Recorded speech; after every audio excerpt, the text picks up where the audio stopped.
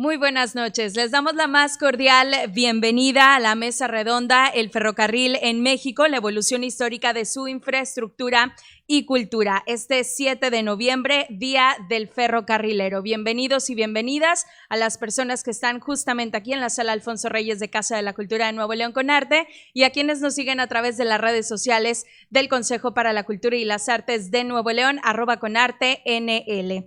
Hoy trabajadores y ex trabajadores de ferrocarriles dialogarán sobre la evolución histórica de la infraestructura y la cultura del ferrocarril aquí en nuestro país. Para conocer más al respecto, nos acompaña con un mensaje el director de Casa de la Cultura de Nuevo León con Arte, Pedro de Isla. Adelante.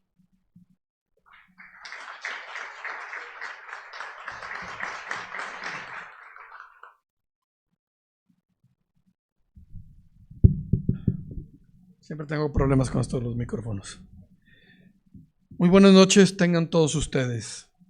Hace 2 años, el día 1 de noviembre, tomé la responsabilidad de la Casa de la Cultura de Nuevo León, recinto que originalmente fue la Estación del Golfo, un espacio que se levantó en 1896 y que entonces era casi la única manera de contactar estas tierras con el resto de la República Mexicana.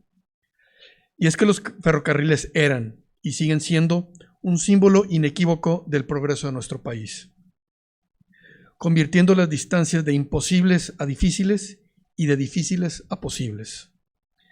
El tren ha sido el motor de nuestra sociedad y la manera en que miles y miles de mexicanos buscaron nuevas oportunidades para sus familias, propagaron las ideas de la revolución, regresaron a sus comunidades a los compatriotas braceros que apoyaron con su mano de obra los esfuerzos bélicos de los aliados, o encontraron en la veta del turismo una nueva industria, la famosa industria sin chimeneas, que sirviera para mejorar la vida de sus comunidades. Como mencioné, hace 2 años tomé la responsabilidad de la Casa de la Cultura de Nuevo León, pero esta será siempre, pase lo que pase, la Casa de los Ferrocarrileros de México, porque antes de ser un espacio cultural, fue la base desde donde los trenes de carga y de pasajeros contribuyeron a hacer de nuestra nación lo que es hoy, y eso no es poca cosa. Muchas gracias.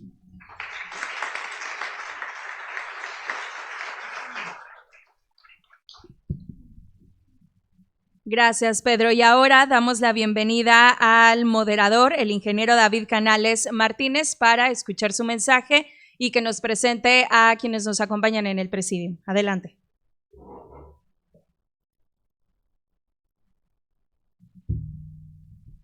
Muy buenas noches.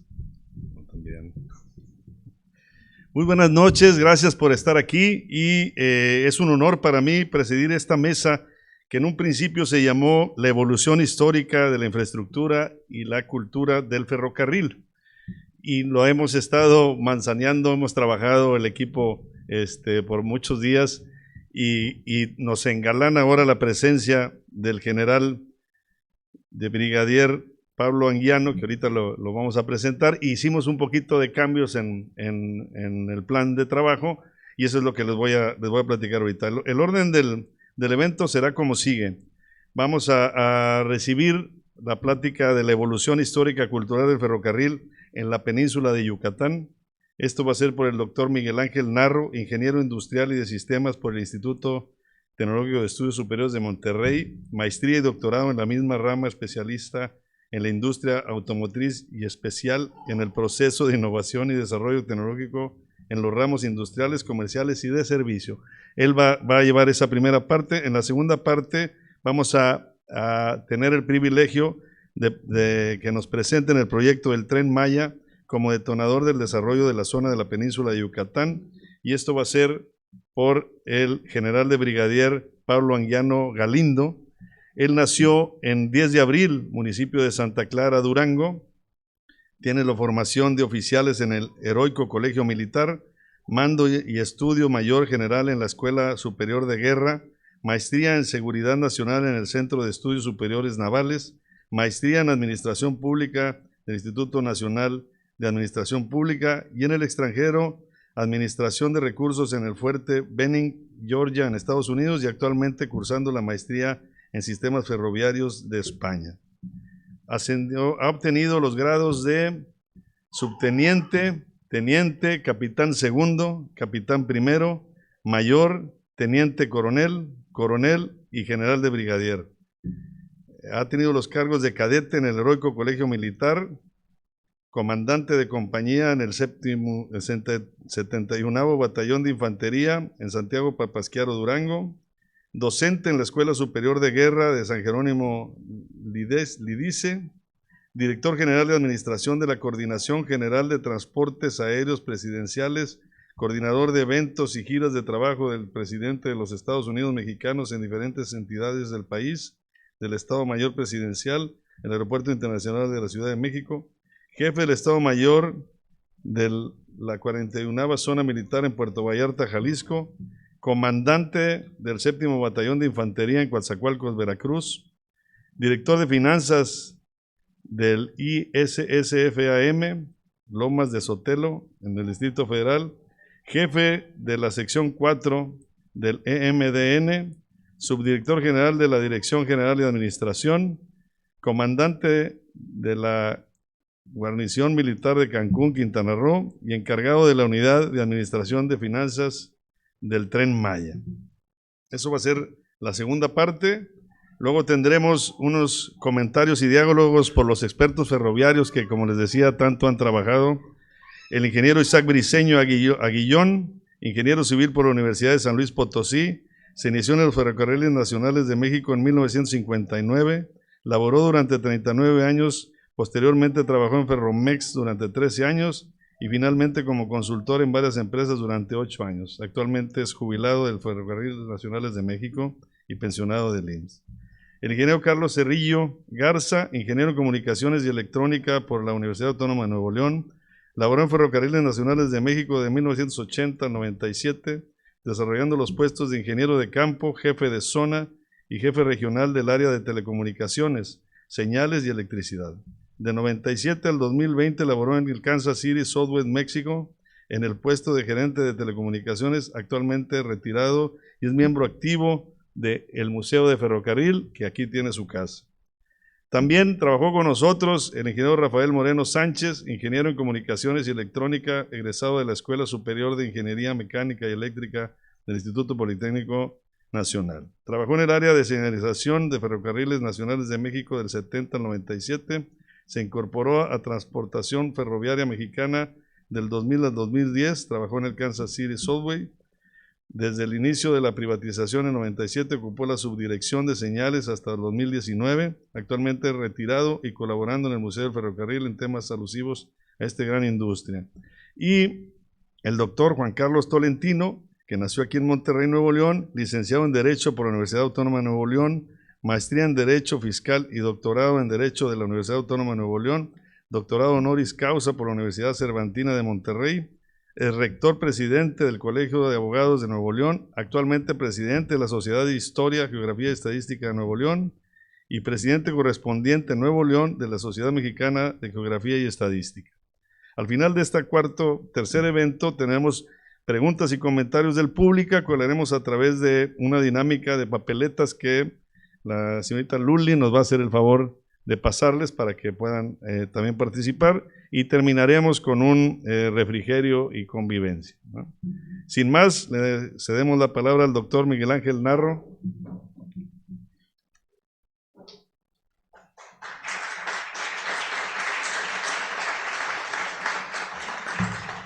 Buenas noches. El asunto de la historia del ferrocarril aquí en México es muy largo. Los primeros documentos que tenemos disponibles para ver que en México ya está moviendo en esa dirección son del tiempo del presidente Guadalupe Victoria, para que echen ustedes cuentas. Entonces la historia pasa por la República recién instalada de México, pasa también por los tiempos difíciles de la Reforma, empieza a crecer con los tiempos de Maximiliano, que era un fan del ferrocarril y tenía su propio tren, ya se imaginarán qué bonito era.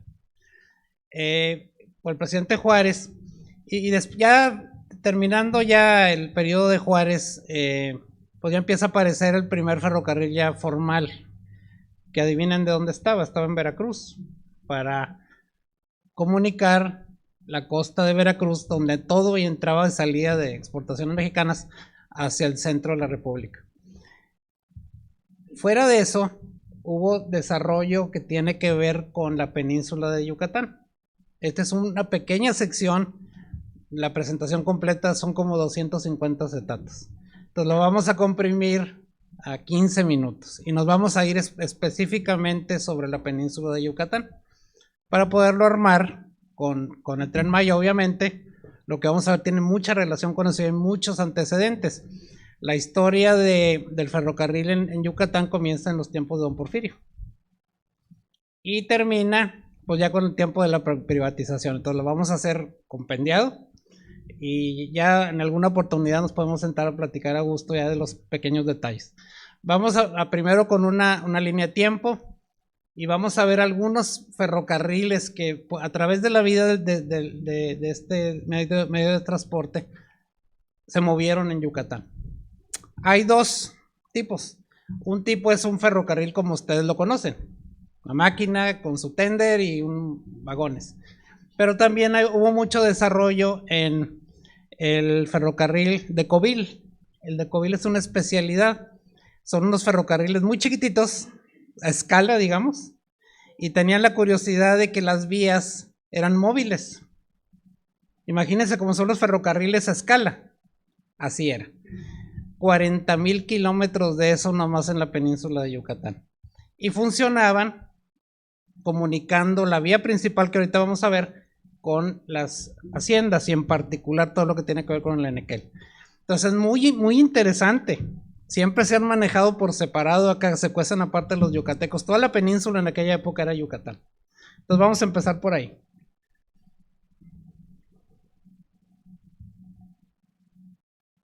No, la flechita para adelante. No, esa es la que está. Es otra Lourdes. Esta es la grande de México. Es la que dice península de Yucatán. Dale adelante, dale adelante. Esa es la grande.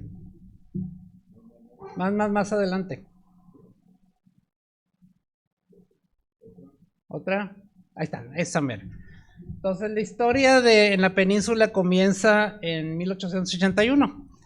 Vamos a hablar de un total de 904 kilómetros.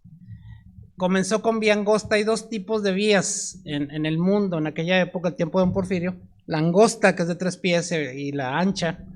Y fue un parto esto durante mucho tiempo, la conversión de una a otra, porque la universal pues es la ancha. Y tomó mucho tiempo la conversión. Entonces, primera situación es el primer tramo, pues adivina, era de Mérida a Progreso, que es el puerto grande. La idea era sacar el Enequén lo más rápido posible hacia los mercados que eran en el Caribe y Europa. Yucatán prácticamente era monocultivo en términos de la exportación.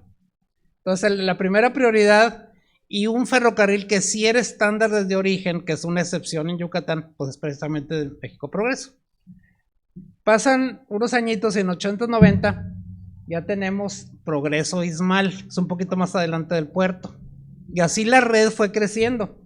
En 98 tenemos ya Yucatán con Campeche. En esta época, Yucatán era toda la península, todavía no se había separado en Quintana Roo y Campeche como es ahorita. Es muy interesante la dinámica también financiera del asunto, porque a diferencia de lo que pasaba en el resto del país, donde había inversiones privadas y públicas, y a veces las privadas se colapsaban y las tomaba el público, el caso de Don Porfirio, aquí prácticamente todo el desarrollo ferrocarrilero de la península es estrictamente privado. Y son 4 familias nada más, todos emparentados entre ellos. Los Escalante, los Peón, que se casaban entre ellos y seguían haciendo sus negocios. Y eso ayudó mucho a que eventualmente, después de un periodo inicial así como que de desconcierto y empezar a hacer pequeñas vías, se pudieran integrar. Y como eran las mismas familias, no batallaron mucho. O sea, todo se quedó en familia. Eso pasó en 1902. Ahí ya tenemos la primera integración ya general de Ferrocarriles Unidos de Yucatán, toda la península. Para darles una idea de contexto, ese mismo proceso de integración en el resto del país tomó muchos años, hasta que no terminó siendo Ferronales, porque había inversiones públicas, había inversiones privadas, había inversiones públicas colapsadas, y aparte había mucha inversión extranjera, particularmente del sur de Estados Unidos. Inicialmente don Porfirio no quería que pasara eso, pues ya saben por qué, ¿verdad? Rápidamente los ferrocarriles se pueden convertir en ferrocarriles militares y no nos vayan a invadir otra vez. Eso nunca pasó en Yucatán. Yucatán siempre se cocinó aparte y pudieron integrarse muy rápido, mucho más rápido que el resto. Esta integración no es nada más de ferrocarriles. Si tú lees los documentos, integraba las líneas ferrocarrileras con las máquinas y todo el equipo que teníamos, también los puertos, también las aduanas. Entonces es un caso muy sui generis de desarrollo regional, que iba mucho más adelante del resto del país. Mientras acá el resto del país nos peleamos y te quito a ti un pedacito y me lo llevo y el otro me lo vende y el otro me lo arrenda, aquí se integraron muy rápidamente.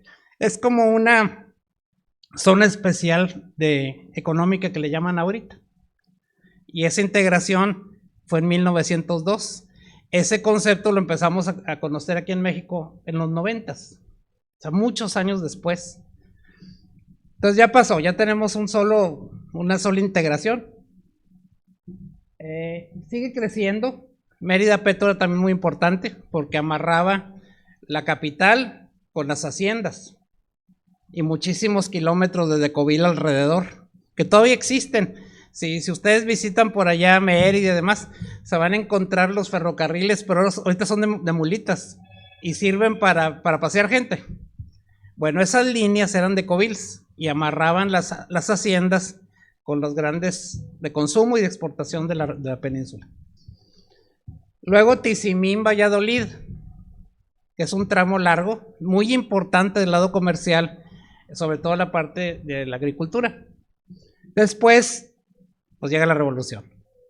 Y en 1915, el general Alvarado, mandado por Venustiano Carranza, pues llega a la península y se adueña de todo. Y toda la red, que ya era muy grande, estamos hablando ya más de 900 kilómetros, se adueñan de ella y la convierten en el ferrocarril constitucionalista. Para beneficio de todos, la guerra en la península no fue tan cruenta como en otras partes de la República. Por ejemplo, aquí en Monterrey tomaron la ciudad, ¿verdad? Y hubo guerra en Icamole y toda la parte esta de Nuevo León y Coahuila. Aquí no, hubo muy pocas batallas. Ya se supo quién ganó, porque los yucatecos no estaban preparados del lado militar. Y no hubo la destrucción de los ferrocarriles que sí hubo en el resto del país. Buena parte de lo que nos dejó don Porfirio fue destruido, porque las facciones se peleaban y lo primero que hacían era destruir el ferrocarril del otro, para que no pudiera avanzar. Prácticamente toda la revolución se movió en ferrocarriles, y más aquí en el norte, por las distancias tan grandes. En Yucatán eso no pasó. Los constitucionalistas se quedaron prácticamente con la red prácticamente intacta, y eso generó desarrollo muy rápido. Se integra con el resto del país, ya pasa la revolución y ya hay un nuevo régimen, y ahora la idea es amarrar toda la península con el resto del país. Eso empezó el proceso en 1934, pero duró muchos años. Y ahí el primer problema es precisamente, oye, pues tú tienes angosta y yo tengo ancha. Entonces tuvo que comenzar el proceso de reconversión en la península a ancha, porque la ancha es el estándar internacional. Tomó muchísimos años, pero finalmente se logró. Ese periodo entre 34 y 50 es muy particularmente importante, porque en el 50 ya se inaugura, después de muchos años, pues ya la conexión entre Coatzacoalcos, o sea, el resto del mundo, y los yucatecos. Obviamente ancha. Pero ese periodo de 34 a 50 fue muy importante para nosotros, porque es todo lo que dejó el porfiriato. Al hacer esa conexión, se tuvo que regenerar prácticamente todo. Entonces, en ese periodo de los 50, 60, teníamos un ferrocarril yucateco ya integrado, y prácticamente regenerado a la nueva tecnología. Eso ayudó mucho al desarrollo de la península. El del lado social, la cosa no estaba tan bonita. Había mucho socialismo en la península desde siempre, de toda la historia. Y los primeros sindicatos combativos ocurrieron precisamente aquí. Entonces la primera huelga ya ferrocarrilera, 1911. Y se tuvo que adaptar pues al desarrollo económico de la península con el desarrollo social. Entonces también esa parte es muy interesante. Cómo se fueron desarrollando los sindicatos, y luego esos sindicatos que eran rojos, luego se movieron a Tabasco, a Chiapas, y eventualmente se movieron a todo el país. Y agarraron vuelo verdaderamente en ese periodo que es el tiempo de Cárdenas. Ya cambia de presidente después Cárdenas y todo se mueve otra vez a la derecha y empieza la Segunda Guerra Mundial. Es otro ambiente totalmente diferente. Y finalmente, pues ya, en el 75 se fusiona todo el sistema a lo que se llama Ferrocarriles Unidos del Sureste. Entonces esa es una historia así cortísima de muchos eventos y muchas cosas que pasaron en la península. Como les digo, secuencia aparte. La que sigue. Ahí está el mapa para que se den más o menos una idea. Ese mapa es de 1907. Fíjense qué grande estaba ya la red. Es un ejemplo para el resto del país, pero tenían la ventaja de que estaban integrados ellos económicamente. Y también la verdad es que no dependían gran cosa del comercio del resto de la república. Los yucatecos toda su vida han hecho comercio con el Caribe y con quien sea, menos con el resto del país. Es muy interesante también la mentalidad. Y la otra es que la inmensa mayoría de las compañías fueran del ramo que quieran, estaban emparentados entre sí. Entonces se ponían de acuerdo y casi todos eran monopolios. Y también ellos podían manejar el precio del enequén, que era un producto de exportación muy peleado. Se hacen desde cordelería hasta bolsas postales, y cuando se vino la Primera Guerra Mundial era un negociazo de la vida, porque antes no había fibras artificiales, todo era en enequén, ya te imaginarás el negociazo. Y ellos hacían sus negocios con Cuba y demás. Cuando vino Alvarado, pues se fueron huyendo todas las familias, se salieron de la península, se fueron a Cuba, allá siguieron haciendo sus negocios, y nomás se acabó la guerra. Inmediatamente Obregón le dijo, regresen, porque pues acá el negocio está, y de hecho le regresaron el ferrocarril. Siguen operando, no tenemos ni la menor idea cómo se hace esto. O sea, no pasó nada. Y todas esas familias siguen aquí, los bisnietos, todavía haciendo negocio en la península. Es muy interesante el desarrollo. Fíjense, en 1907 ya estaba bien grande la red. ¿La que sigue? Ya para terminar, pues lo que más me gusta a mí, que es la tecnología. Esto es nada más un pedacito, para que se den una idea.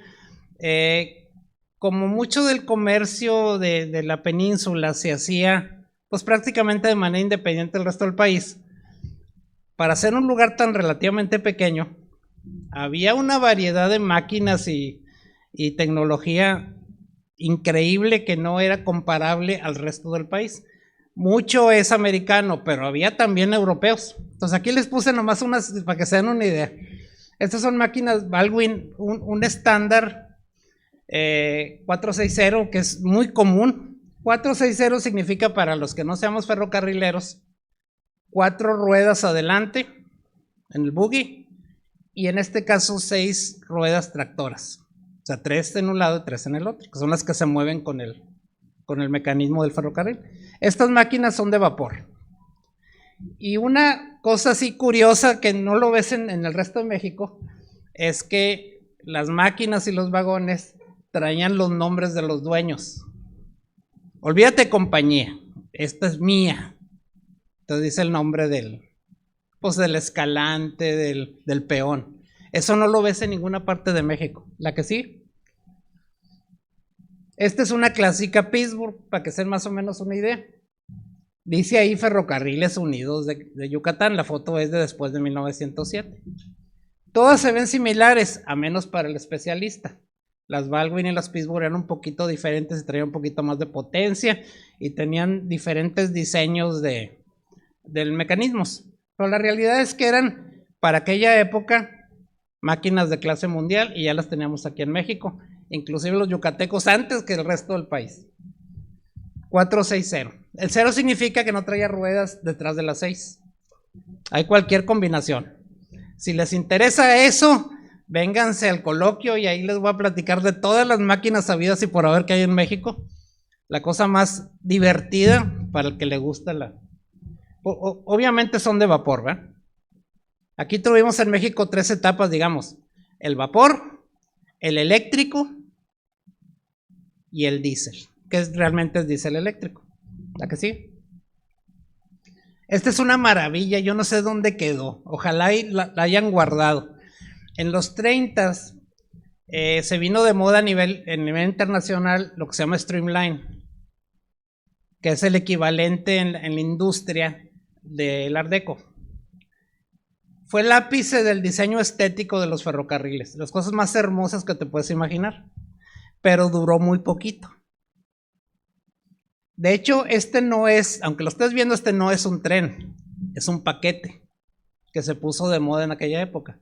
Eran paquetes de 3 unidades. La tractora, que es la máquina, que también la mitad era de carga, otra de carga y otra de pasajeros.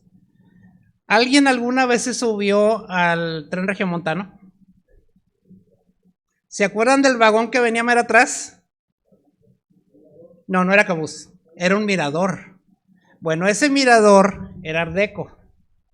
Hay que buscarlo, a ver dónde lo aventaron, porque era Streamline. ¿Qué sucede? Que estás viendo para atrás todo el paisaje en una belleza de diseño. Esta máquina en particular es bien divertida, porque no está hecha ni de aluminio ni de fierro. Está hecho de acero inoxidable, que era el especialista de Bode, la especialidad. De hecho, llegó a hacer aviones de acero inoxidable. Batallan para levantarlo, está pesadísimo, pero el mugre volaba, ¿verdad? Entonces, ese tipo de cosas son las que se van a encontrar en la península. Es un pedacito, de hecho hay un museo. Si van a Mérida, visítenlo. ¿La que sí? Pues ya es todo. Es una pequeña, pero nos va a servir mucho para darle preámbulo al Tren Maya. Estamos hablando de la misma geografía y yo estoy seguro que muchas de las estaciones pues van a ser las estaciones de aquella época y a lo mejor alguna parte de la infraestructura también. Hay algunos estudiosos que dicen más o menos de esos 900 que les puse de vía, 600 kilómetros pueden ser reutilizables. En aquella época se hacía fierro, pero de veras. Y casi todo era de importación. De acero del bueno, ya sea americano o europeo. No sé si tengan alguna pregunta de esto o pasamos con el general. Y ahora sí le dejamos toda la... Ok, al final.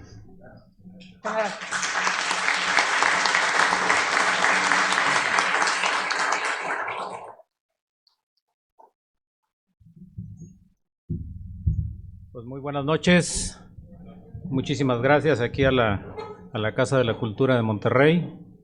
Y pues hoy es un día muy especial, el Día del Ferrocarrilero.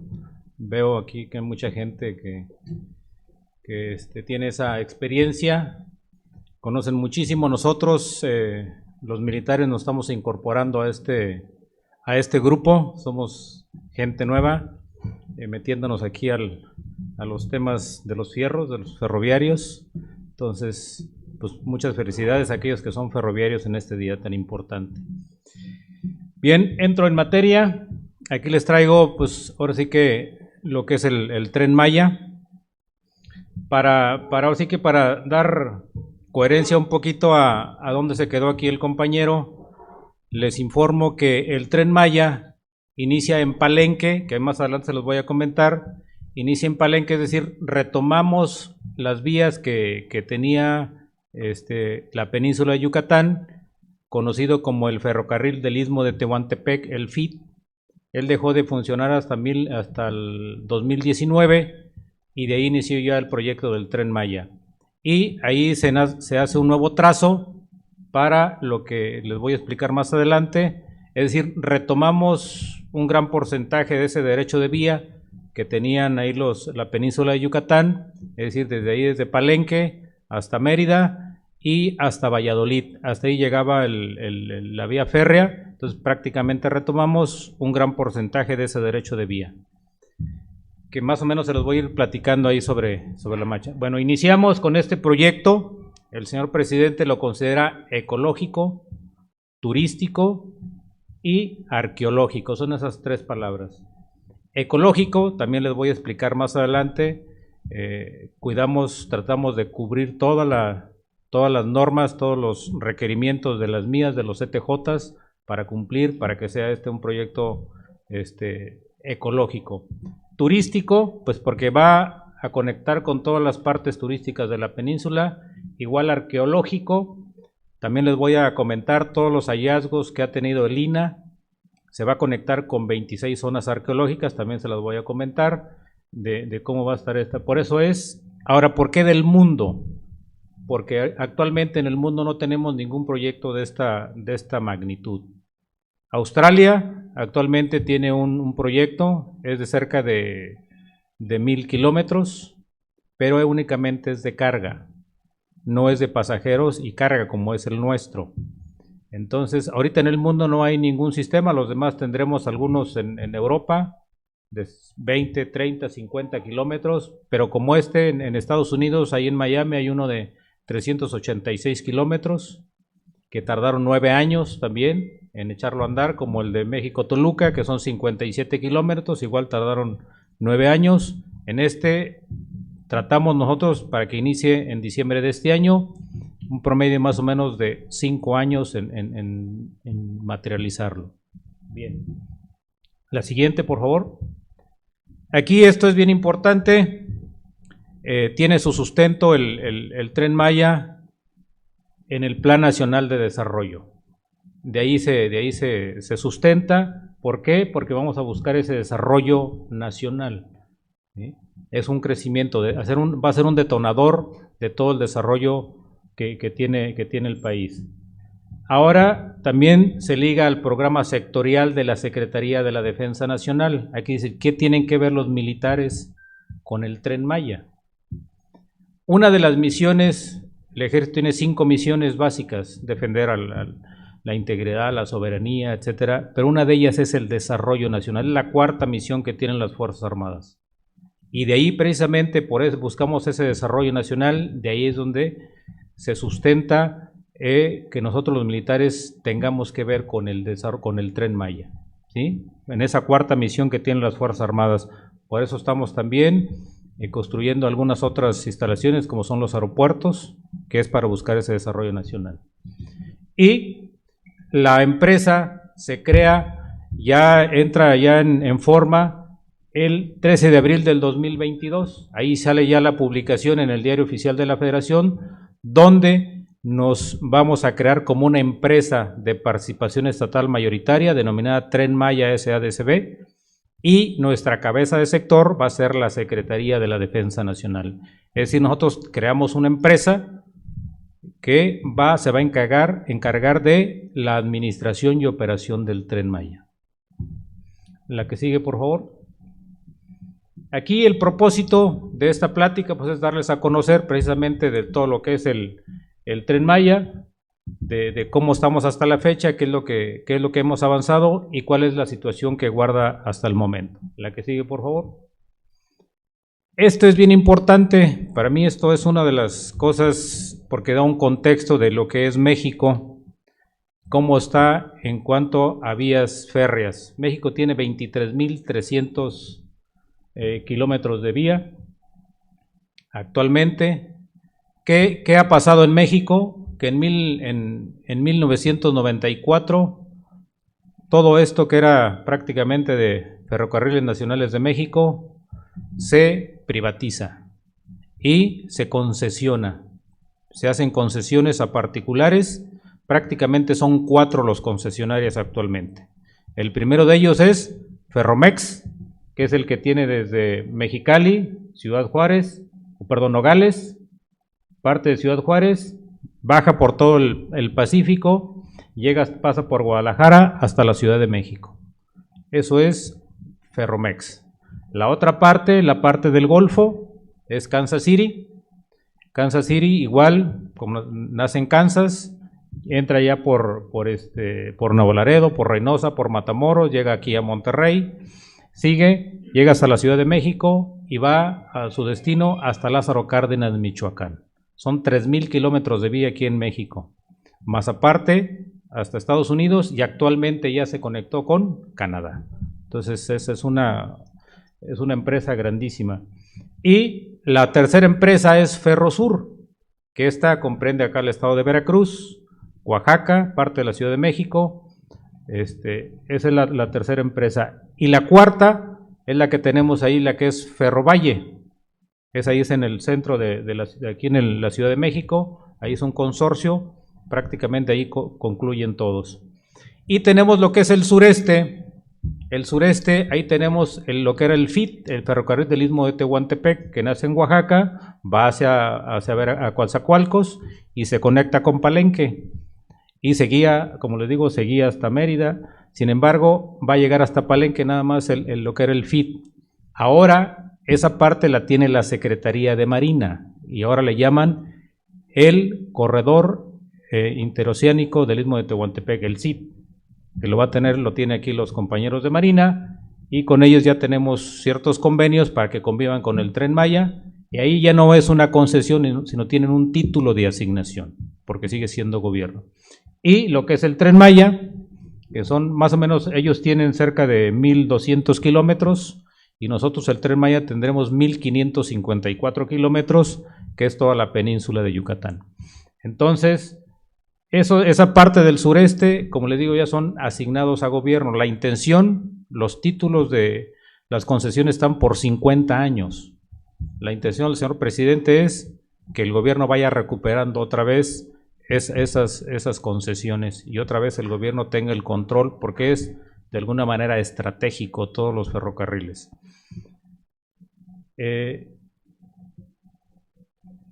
Existen otros tramos allá como en Tecate, Tijuana, existe pues lo que conocemos el Chepe sabemos es de Ferromex, que sale de Chihuahua acá a Topolobampo, el de ahí, el del Tequila también es de pasajeros, pero en sí se agrupa prácticamente en esos cuatro empresas. La que sigue, por favor. Bien, aquí ¿en qué consiste o por qué se crea el Tren Maya? Es una estrategia nacional de turismo, sin embargo, como les digo, busca también el desarrollo nacional, principalmente en esos 5 estados, en Chiapas, en Tabasco, Campeche, Yucatán y Quintana Roo. ¿Sí? Busca darle un impulso, porque de alguna manera pues, se ha abandonado esa parte, esa región del país, existe mucha pobreza. Este proyecto inicia en diciembre de 2018 y se espera concluirlo al 100% en 2024. Vamos a iniciar operaciones en 2023, se dice en diciembre de este año. Sin embargo, al 100% va a quedar concluido el próximo año. Y en este proyecto pues se pretende que no tan solo sea carga, sino pasajeros y carga, las dos cosas van a convivir a la vez. Para aprovechar, como sabemos, todos los trenes en el mundo de pasajeros son deficitarios. Sin embargo, con la carga vamos a tratar de compensar y buscamos tener un punto de equilibrio, es decir, donde ya no seamos deficitarios, más o menos en el 2030 vamos a alcanzar el punto de equilibrio. La que sigue, por favor. Aquí está en qué consiste el proyecto. Son 1,554 kilómetros. Sin embargo, de vía tenemos cerca de 2,600 kilómetros. ¿Por qué? Porque de Mérida, Cancún hasta Chetumal es doble vía. Y donde en cada estación, como ustedes saben, pues existen, por ejemplo, en Cancún tenemos 10 para que lleguen 10 trenes. Entonces ahí todo eso se multiplica y en total tenemos cerca de 2,600 kilómetros de vía. ¿Qué tenemos en todo esto? Además de tener estaciones, ¿qué tenemos? Si ustedes ven por colores, ¿por qué está en colores? Porque para su construcción se dividió en 7 tramos. Cada color corresponde a un tramo. Empezamos acá en Palenque, el tramo 1 llega hasta Escárcega, el tramo 2 de Escárcega hasta Calquiní, de Calquiní a Tella, el 3, el 4 de Tella hasta Cancún, el 5 de Cancún a Tulum, el 6 de Tulum a Chetumal y el 7 de Chetumal a Escárcega. Y en los primeros 4 tramos lo están construyendo empresas privadas y el tramo 5, 6 y 7 lo está construyendo la Secretaría de la Defensa Nacional a través del agrupamiento de ingenieros. Esa es más o menos cómo está la construcción. ¿Qué tenemos también ahí? Tenemos talleres y cocheras. Vamos a tener lugares donde se van a resguardar los trenes, donde se le va a dar su mantenimiento. ¿Qué tenemos también? Tenemos bases de mantenimiento. Por cada uno de los tramos vamos a tener una base de mantenimiento para mantener las vías, todos los sistemas ferroviarios en óptimas condiciones de operación. La velocidad que está prevista en programa es de 160 kilómetros por hora para los trenes de pasajeros. Va a ser una vía confinada, ¿sí? Todo va a ser confinado. Ese confinamiento aproximadamente son unos 40 metros. Va a haber 4 cercas. La primera cerca para lo que es el derecho de vía y la siguiente cerca es donde va a estar prácticamente el terraplén, donde van a ir la vía sencilla o la doble vía. Hasta donde alcance a patear el terraplén, hasta ahí se colocará la siguiente cerca, es decir, va a ser algo confinado para que no se detenga en ningún momento el tren. ¿Qué se está haciendo? Pues se están haciendo pasos vehiculares, pasos peatonales, pasos de fauna, pasos donde van a ser los ríos, etcétera. Entonces tenemos una gran infraestructura en todos los 1554 kilómetros de vía, de tal manera que esto sea confinado y no tenga ninguna detención. 160 kilómetros por hora y para carga 100 kilómetros por hora. Para carga, ahí les voy a comentar más adelante todo lo que vamos a adquirir, pero todo va a ser nuevo, locomotoras nuevas y carros nuevos. La siguiente, por favor. Esto es más o menos cómo está el esquema operativo, en qué consiste, como les comentaba. El tipo de locomotoras que vamos a tener van a ser duales, prácticamente de ahí de Mérida, Cancún hasta Chetumal. Duales, como lo comentaba aquí el compañero, van a ser eléctricos, ahí vamos a tener sistema de catenaria, pero también a través de diésel. Diésel, aquí es bien importante aclararles que el diésel es para que funcione el Power Pack, no es para que el tren funcione con diésel. Todos los trenes traen un Power Pack que hace funcionar, que le da la tracción al tren. Entonces es para que funcione. Ahora ese diésel, también lo voy a comentar más adelante, es diésel ultra refinado, que es el que se usa en Estados Unidos, se está produciendo allá, nos está llegando allá a Puerto Progreso y es con el que se va a abastecer los trenes, pero también se va a abastecer a toda la península de Yucatán, que eso ya empezó hace unos meses a distribuirse ese diésel. Y tenemos los 690 kilómetros que es electrificado, que son doble vía, y el resto que son de diésel y eléctrico, que es vía sencilla, que son los 864 kilómetros. Como les decía, sale desde Palenque hasta Mérida y hasta Chetumal, es vía sencilla. ¿Por qué se decidió de esta manera? Pues de alguna manera buscando atender una demanda de pasajeros. Por eso es esa doble vía, para tener más movilidad de los trenes. La siguiente, por favor. Estos son los tipos de estaciones. Todas las estaciones van a ser diferentes, ninguna es igual, no hay ningún modelo. Para mí la más bonita es Palenque, es la máscara de Pacal. ¿Conocen ustedes el Pacal? Es lo que se está simulando ahí en Palenque. Va a llegar en viaducto, si ustedes se dan cuenta ahí cómo llega el tren, va a llegar en viaducto ahí a Palenque. En la otra que ustedes ven aquí en la parte de abajo, Leona Vicario. Después Cancún, ahí como les decía, vamos a tener una gran demanda, ahí es una estación también muy bonita. La de Tella, es otra de las estaciones con gran demanda. Y la de San Francisco de Campeche, también es otra de las estaciones, todas van a ser diferentes. ¿Qué es lo que vamos a tener con esta conectividad y desarrollo económica? Por ejemplo, va a ser lo que decía, va a ser turístico, porque va a conectar las 26 zonas arqueológicas. Hay un programa, el programa Promesa, Programa de Mejoramiento de Zonas Arqueológicas, Se han encontrado, ahorita el INA ha encontrado cerca de 3 o 4 ciudades nuevas que no las tenían en el radar, ciudades completas. Ahorita van a ver la cantidad de vestigios arqueológicos que se han encontrado. Además, los 10 CATBIS. ¿Cuáles son los CATBIS? Son centros de atención a visitantes, es decir, antes de entrar a una zona arqueológica, se pretende darle información al turista, explicarles en qué consiste la zona arqueológica. Ahí encontraremos locales comerciales para que la gente que vende sus artesanías estén ahí controlados y no a un lado de las zonas arqueológicas, es decir, organizando esas zonas arqueológicas. Por eso son ese desarrollo de infraestructura en esas zonas arqueológicas. ¿Qué vamos a tener ahí en las estaciones?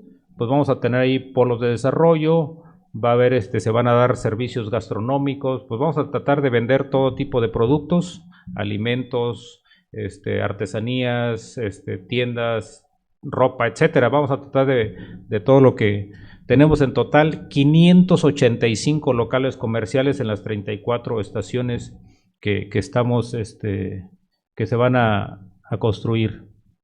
Y también un punto importante aquí, hay un alto contenido social. No tan solo es la vía férrea, también hay compromisos sociales como cuáles: construcción de clínicas, de escuelas, de canchas, de electrificación. Entonces se está complementando las comunidades inclusive con vivienda por el derecho de vía. Donde pasaba el derecho de vía se le está construyendo vivienda aquella gente que fue reubicada de su vivienda. Entonces, por eso es de un alto contenido social. La siguiente, por favor. Estos son los trenes, los tipos de trenes que tenemos. Tenemos 3 tipos de trenes: el tren regular, el tren turístico y el de larga distancia. El tren regular, en este tren tenemos 31 trenes, de estos 17 de 4 vagones y los otros 14 de 7 vagones, es decir, con las capacidades de 221 pasajeros y 427 pasajeros. En los de 4 vagones, ahí tenemos 2 tipos de servicio: el VIP o el Plus, y los otros 3 son de asientos, ahora sí que de turistas, ¿no? En el siguiente tipo de tren, que tenemos 8 trenes, estos son de 4 vagones, es el de turista. ¿Cuál es la diferencia? Que en este tren, en estos tipos de trenes, son para dar el servicio de desayuno, comida o cena a bordo. Es decir, es un poquito de mayor nivel. Y el tercer tipo de tren que tenemos es el de larga distancia. Estos tenemos 3 trenes nada más. Estos son de 7 vagones y en ellos van a tener camarotes y van a tener un vagón restaurante. Entonces estos son para recorrer largas distancias y a lo mejor para hacer paquetes para recorrer toda la península. ¿Cuál es la importancia de estos trenes? Como ustedes ven ahí, estos trenes son construidos en Ciudad Sagún. 100%, bueno, un 99% de mano de obra mexicana. Estos trenes son diseñados por la empresa Alstom, una empresa francesa.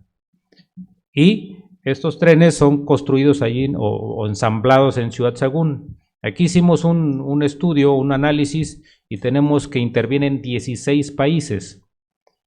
Estos 16 países, China está poniendo la fibra óptica, Turquía está poniendo todo para la señalización, República Checa está poniendo todos los pantógrafos, Alemania está poniendo todos los que son los buggies, los aparatos de vía los está poniendo entre Alemania, España, Inglaterra también está poniendo los Power Pack, Estados Unidos, Canadá, Australia, Brasil. Entonces tenemos 16 países que intervienen en toda la construcción de los trenes. Y en México tenemos 16 rubros, por ahí le comentó la de Alstom, en donde intervienen 8 estados. Dentro de ellos está aquí Nuevo León, y uno de los principales es Estado de México y Hidalgo, pero también donde tenemos una gran participación es en Querétaro, es donde nos están haciendo todos los interiores. Entonces son 8 estados de la República Mexicana que están participando en el tren. La que sigue, por favor. Perdón, aquí algo bien importante que les quiero comentar. Como el tren va a ser eléctrico, dicen, ok, va a demandar mucha energía. ¿qué va a pasar con la energía? Si por sí la península no tiene, pues ¿cómo van a abastecer de energía? Se hizo una inversión muy importante, de tal manera que se incrementó a lo doble la capacidad de administración o de proporcionar energía eléctrica a toda la península. Ya la CFE ya puso los generadores, ya están instalados, ya están funcionando, de tal manera que se garantiza la demanda de energía eléctrica para la población y la del tren, y todavía va a quedar sobrado. Es decir, eso está motivando a que haya una inversión adicional para lo que es la energía eléctrica en toda la península de Yucatán. La siguiente, por favor. Aquí están los 3 tipos de trenes. El regular va a ser turista y premier, como les comentaba, un solo vagón, los otros 3 son regulares. El turista, pues básicamente para los alimentos gourmet, y el de larga distancia, pues es turista, de diamante y diamante plus. Entonces son las categorías que vamos a ofrecer. Ya también por ahí tenemos los precios. Los precios básicamente se va a cobrar por el tipo más o menos el tipo de servicio de estos que vamos a proporcionar. Vamos a dividirlo prácticamente en 4. Para un turista internacional, un turista nacional, para la gente local y la gente, le llamamos ahí bienestar, es decir, que están adultos mayores o bien niños o al que tienen alguna discapacidad. Y dependiendo de eso, pues vamos a dar las tarifas. Por ejemplo, 1 kilómetro a lo mejor lo voy a cobrar en 2 pesos para el turista internacional, 1.50 para el nacional, 1 peso para el local y 50 centavos para el del bienestar. De tal manera que los locales, por ejemplo, les va a salir más barato irse en tren que en un camión, que en un ADO. Entonces, eso es más o menos las tarifas que estamos manejando. La siguiente, por favor. Esto es otro punto bien importante, que es la puntualidad. La puntualidad para los trenes es bien importante. ¿Por qué? En un avión, pues hay ciertas condiciones que lo pueden retrasar. En el tren no. El tren no se puede retrasar. Y nosotros nos estamos poniendo que si yo me tardo más de 15 minutos, sale gratis el boleto. ¿Sí? ¿Por qué? Porque este tren va a ser todo computarizado. No debe haber, es una vía confinada. Es una vía que no va a haber algo que lo detenga, porque vamos a tener, ahorita les voy a platicar la vigilancia, la seguridad, los sistemas que va a tener para garantizar esa puntualidad. Y para carga, en este caso va a ser, la tolerancia va a ser 24 horas. Si yo me excedo eso, también hay ciertas, para los que hagan la contratación, pues va a haber una ganancia. Y aquí viene cómo le vamos a hacer, porque ok, tú dices, ¿cómo le vas a hacer? Ahí vienen los puntos, y uno de ellos es que vamos a contar con un sistema, o lo conocen ustedes como las RAMs. RAMs, que son unas siglas en inglés, pero quieren decir ahí la seguridad, el mantenimiento, la disponibilidad y la confiabilidad. Vamos a cumplir con esas 4 palabras RAMs. También vamos a tener un control estricto en todo nuestro programa de mantenimiento. Por eso les digo, tenemos esos talleres y esas bases de mantenimiento en toda nuestra infraestructura, y vamos a cumplir de manera eficiente con nuestro plan de operaciones. Como les digo, este es un sistema moderno. Se elabora el plan, tenemos una demanda, se hace el plan de operaciones diario, al siguiente día, ese plan de operaciones se somete a la computadora dice adelante, y se cumple estrictamente con ese plan de operaciones así como fue previsto. Entonces, con eso vamos a garantizar dar esa puntualidad en el servicio. La siguiente, por favor. O regrésale un poquito, si se puede. Bueno, ahí, ¿cómo le vamos a hacer nosotros para garantizar? Ahí les comento esto. Nuestro puesto de control central va a estar en Cancún. Ahí vamos a tener todo el control operacional de los trenes, y vamos a tener un respaldo en Mérida. Vamos a tener puestos de control zonales en Mérida, en Chetumal y en Palenque. Ahí van a estar nuestros puestos de control zonales, es decir, todo lo vamos a tener controlado para garantizar esa puntualidad. Bien, ahora voy a la carga. La carga, como les comentaba, aquí tenemos ya ahí con el corredor interoceánico del Istmo de Tehuantepec, tenemos ya un convenio para que con la Secretaría de Marina todo lo que él recibe de carga del centro o lo que viene del centro nos lo deja ahí en Palenque, nosotros lo conectamos ahí en Palenque y lo distribuimos en toda la península. Y tenemos terminales multimodales ahí en Palenque, que es el patio de intercambio, ahí en Progreso.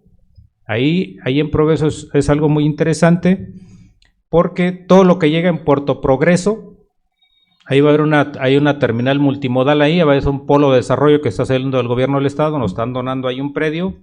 Todo lo que llegue por barco, ahí vamos a tener una terminal multimodal y vamos a hacer un libramiento. No va a entrar ya por la ciudad de Mérida, vamos a hacer un libramiento que va a llegar al centro de operaciones de Pochilá y de ahí lo distribuimos a toda la península de Yucatán. Y el otro que tenemos va a ser en Cancún. En Cancún, ahí también vamos a hacer un polo de desarrollo muy interesante y el otro que tenemos es en Chetumal. En Chetumal para conectarlo inclusive con Centroamérica. Esa es la intención. ¿Y qué es lo que vamos a transportar? Pues principalmente el combustible. Aquí ya hay un convenio, un acuerdo con Pemex para que le distribuyamos todo el combustible. Por darles un ejemplo, todo lo que llegue el combustible de la demanda del aeropuerto de Cancún, les llega ahí a Progreso en un buque tanque y diariamente ellos mueven arriba de 100, 140 pipas diariamente. Nosotros en un solo día, con un solo tren, les vamos a mover todo el combustible ahí a Cancún. Ahí van a establecer una TAT, ahí los van a tener, lo vamos a bombear a los depósitos de ASA que tienen ahí en el aeropuerto de Cancún y se acaba el problema para no andar moviendo tanto vehículo. Y también lo vamos a hacer eso en el aeropuerto de Tulum y en todos los aeropuertos vamos a hacer esa distribución de todo el combustible. No tan solo turbocinas, sino también diésel y gasolinas. Entonces ya está el convenio con Pemex y ya estamos en proceso de firma de ese convenio. Y también vamos a distribuir pues los cementos, granos, perecederos y vehículos, todo lo que estaba haciendo anteriormente, lo que comentaba aquí el compañero, con lo que estaba moviendo ya el ferrocarril. Más o menos, para darle cifras, el FIT llegó a mover cerca de 2 millones de toneladas, fue descendiendo por la mala calidad en el servicio, llegaron a 700,000. Nosotros pretendemos iniciar con 1,5 millones de toneladas y pretendemos escalarlo a cerca de 12 millones de toneladas de carga. Esa es más o menos nuestra visión o nuestro proyecto que tenemos para la carga.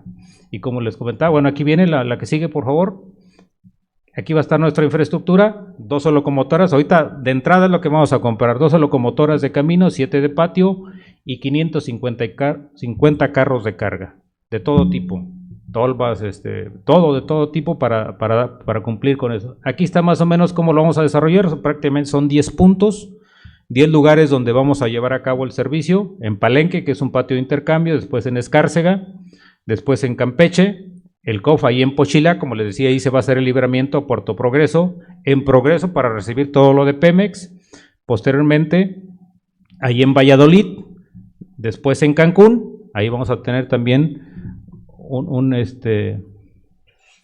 un patio, y después en Tulum, y en Chetumal, y por último en Espujil. Son los 10 puntos donde vamos a dar el servicio de carga, de tal manera que aquí con esto cubrimos toda la península.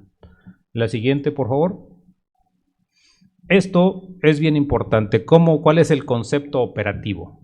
Aquí el concepto operativo o el concepto de seguridad lo vamos a dividir en 2 partes. La primera parte es la seguridad operacional, es decir, la que ya trae el tren. Y la segunda parte es la seguridad física que yo le voy a dar con la Guardia Nacional.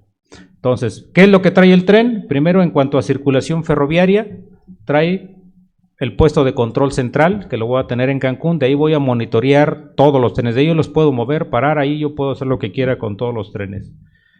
Y voy a tener 4 puestos zonales, que de manera local ahí los voy a estar monitoreando. Voy a tener la radiocomunicación, voy a contar con el sistema TETRA.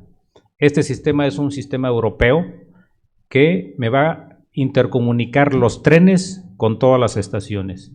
Y tengo el sistema RTMS. El sistema RTMS es un sistema europeo, que es el que me va a garantizar toda la movilidad o toda la operación de los trenes, para que no tenga yo ningún solo accidente. Después, a bordo, ¿qué tengo a bordo del tren? Tengo sistema contra incendios, circuito cerrado de televisión, interfonía, sonorización, voceo y teleindicadores. ¿Sí? Es lo que tengo yo. En cada carro tengo cerca de 8 cámaras. Toda la gente que ingresa y sale y todo lo que pasa en el tren va a estar videograbado. También en las estaciones y paraderos que tengo ahí, tengo igual radiocomunicación Tetra, tengo el sistema SCADA. Este sistema SCADA, ¿cuál es? Con este voy a apagar todas las luces, apagar elevadores, apagar escaleras, apagar todo lo que sea electrónico. Con este sistema lo voy a controlar de manera central. Y los teleindicadores, es decir, toda la información que va a estar en las pantallas, la programo y de ahí yo digo que es lo que se pone, información al público o información de alguna propaganda, lo voy a hacer. Tengo también ahí control de acceso, sonorización, voceo y teleindicadores, que son las pantallas. En las vías, ¿qué tengo yo en las vías? En las vías voy a tener los semáforos, las balizas, los sistemas de cajas calientes. Voy a tener ahí también, estamos viendo los detectores de caída de objetos, es decir, cuando hay un puente, alguien avienta algún objeto, voy a tratar de también tener protecciones electrónicas para evitar que alguien pueda obstruir las vías. Esto es lo que trae el tren. Ahora, ¿cómo lo voy a complementar con la seguridad física? Esto se va, ya se asignó personal de la Guardia Nacional. ¿Para qué los voy a utilizar? Básicamente para 3 cosas. En destacamentos en cada una de las estaciones va a haber un contingente ahí para garantizar la seguridad de quien ingresa a las estaciones. Van a patrullar todo el derecho de vía, los 1554 kilómetros, y van a ir a bordo de los trenes. Va a haber gente a bordo de cada uno de ellos. Ahora aquí viene el despliegue. ¿Cómo los tengo? La siguiente, por favor, son 3,200 elementos que tengo para dar la seguridad en el tren. Ahí están desplegados. Tengo 500 elementos en Mérida, 500 elementos en Cancún, 500 ahí en Playa del Carmen y 500 en Tulum. Los otros los tengo 500 acá en Palenque, 500 en Escárcega, otros 500 en Espujil y otros 500 en Chetumal. En total son los 3,200 elementos que voy a tener desplegados en toda la península y en cada lugar para que me estén garantizando la seguridad del tren. Además, tengo 5 helicópteros Augusta, 5 helicópteros que van a estar patrullando todo el derecho de vía, para cualquier accidente, para cualquier traslado de algún herido, ¿sí? Para eso me van a servir. Este es el despliegue del personal que voy a tener en la península. La que sigue, por favor. Este también es otro punto bien importante. De acuerdo al trazo que se hizo de la vía, quedaron varias poblaciones, como ya no entró, por ejemplo, a Mérida. En Mérida hay 2 estaciones, la que es Humán y Tella, que están a las afueras, o la de Cancún, que está enfrente del aeropuerto, San Francisco de Campeche, que está a unos 10 kilómetros. Entonces quedaron varias poblaciones, quedaron aisladas. Entonces, ¿cómo le voy a hacer? Pues yo tengo que interconectarlas y para llevar los pasajeros de la estación del tren a las poblaciones. O bien, también las voy a llevar a las zonas arqueológicas, a los hoteles o a las poblaciones que están cercanas. Entonces, para eso me sirve esta interconexión y ahí vienen los ejemplos. La primera es de Cancún. ¿Cuántos vehículos son los que voy a utilizar para estar llevando esos vehículos? Van a ser eléctricos. Son aproximadamente 2 kilómetros del aeropuerto de Cancún y para llevarlos a la estación del tren. Estimamos ahí en Cancún tener tan solo 10,000 pasajeros diarios. Entonces vamos a estar moviendo ahí mucha gente. La otra es de ahí de Tulum, también ahí en Tulum está un poco retirada la estación, entonces ahí vamos a estar moviendo gente. La otra es Felipe Carrillo Puerto, la otra es ahí en Bacalar también está retirado, ahí como saben está la laguna de Bacalar, entonces va a haber esa interconexión. La otra es Calquiní es una zona arqueológica muy bonita, que vamos a estar llevando a la gente, serán cerca de 8 kilómetros para estar moviendo a la gente a la zona arqueológica y regresarlos a la estación del tren. Entonces buscamos esa interconexión y eso va a estar a cargo de nosotros. Estos vehículos nosotros los vamos a administrar y los vamos a operar. La siguiente, por favor. El desarrollo sustentable. Aquí, este es un punto muy polémico. Sin embargo, por ahí me tocó asistir ahí a Aguascalientes a un seminario en donde participaron ponentes de Estados Unidos, de Nueva York y de España, gente expertas en cuestiones sustentables, y ahí estos son números de ellos, no son números míos, son de ellos. Ellos hicieron un análisis en donde dicen, el transporte terrestre contamina cerca del 45%, el transporte de carga 29%, el transporte aéreo el 11%, el transporte marítimo un 10% y el ferroviario hasta menos del 1%. Entonces, estos son proyectos que ellos les dan mucha viabilidad y que es lo que recomiendan en el mundo, y sobre todo que el nuestro una gran parte es eléctrico. Entonces, por eso ellos hacen esta recomendación. El diésel que vamos a utilizar es un diésel ultra refinado que tiene, o que se pide que tenga 10 partículas por millón, 10 partículas de azufre por millón. Y ya se hicieron las pruebas y más o menos se encontraron entre 7.5, es decir, estamos dentro de los parámetros. La siguiente, por favor. Esto es el avance. ¿Cómo está el avance al 30 de octubre? ¿Cómo vamos? Les decía yo en los tramos. Tramo 1, el 89, cerca del 90%, el 2, el 92%, el 86%, el tramo 3, el 85%, el tramo 4, el 79%. Ya prácticamente estamos concluyendo las estaciones para iniciar con el servicio. El 15 de diciembre de este año vamos a iniciar con 4 trenes dando el servicio de Cancún y de San Francisco de Campeche, 2 trenes de cada lado, uno a las 7 de la mañana y el otro a las 11 de la mañana, para que lleguen destino final a Cancún o Palenque o viceversa. La siguiente, por favor. Estos son los centros de atención a visitantes que les comentaba. Estos son para recibir a todos los turistas. Estos son los 10 que se están construyendo actualmente en Palenque, Moral Reforma, El Tigre, Nac, Escalaquín, Uxmal, Ibilchaltum, Chichen Itzá, Ekbalam y Calakmul. Ahí están. Como les digo, esto es la finalidad es recibir ahí a los visitantes, tener ahí locales comerciales y de ahí se van a las zonas arqueológicas. La siguiente, por favor. Estos son los promesas, los programas de mejoramiento de zonas arqueológicas. Aquí los ven ustedes por estados, cuántos tiene cada uno de los estados, desde Chiapas, desde Tabasco, Yucatán, Quintana Roo, y Campeche. En total son 26 zonas arqueológicas y estos están conectados prácticamente con cada una de las estaciones del tren. Entonces vale la pena hacer esa conexión, inclusive este recorrido. Uno de los trenes de larga distancia pretendemos dar este recorrido, ¿sí?, más o menos en una semana a un costo determinado. La que sigue, por favor. El contexto ambiental. Esto también es un punto bien importante y muy polémico. Dicen que el tren es un ecocidio, ¿no?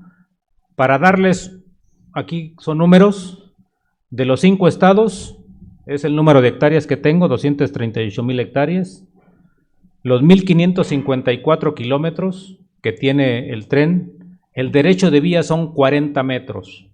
Y como les decía, ya existía lo del FIT, es decir, ya estaba el derecho de vía.